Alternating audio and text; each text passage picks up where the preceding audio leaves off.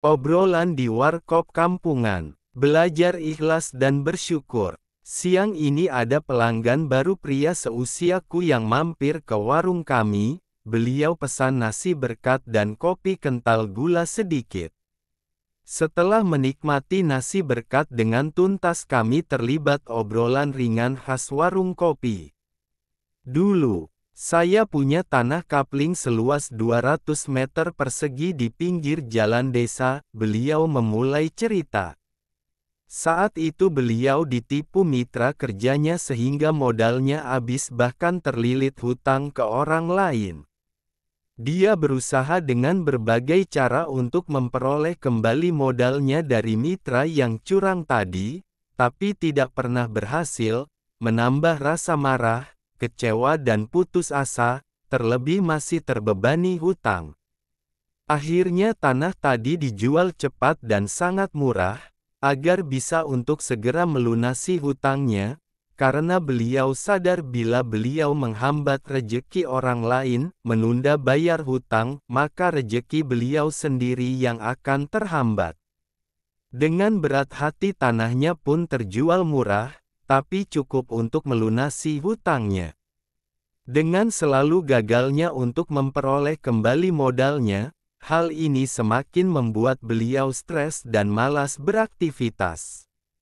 Di malam sunyi sehabis sholat Isya, hatinya berusaha untuk ikhlas menerima rencana Tuhan di hidupnya dan selama masih sehat dan mampu akan berusaha untuk mencari rejeki kembali dengan berbagai usaha.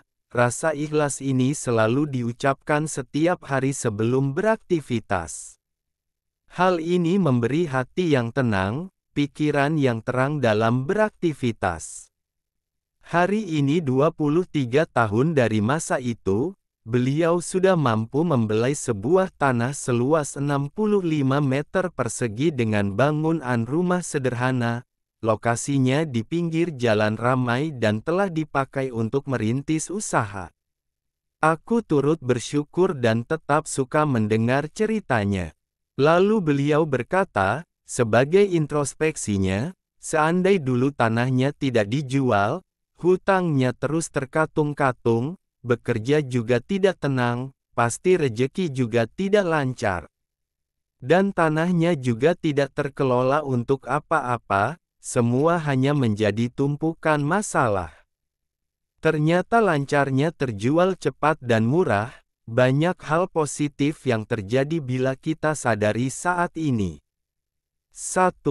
Hutang terlunasi. 2. Hak orang lain dilancarkan. 3. Tanah tidak nganggur. 4.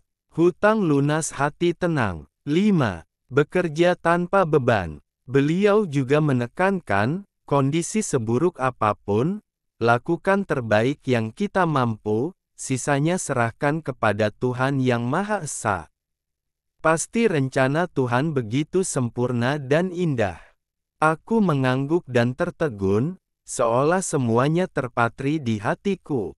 Kami lanjutkan ngopi bareng sambil bercengkerama ringan, suara retnong atau cenggeret terdengar merdu, sangat cocok dengan nikmatinya wedang kopi.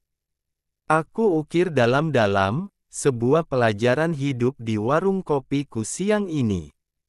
Warkop Kampungan Kota Batu, tanggal 10 Januari tahun 2025, pukul 14.30 waktu Indonesia Barat.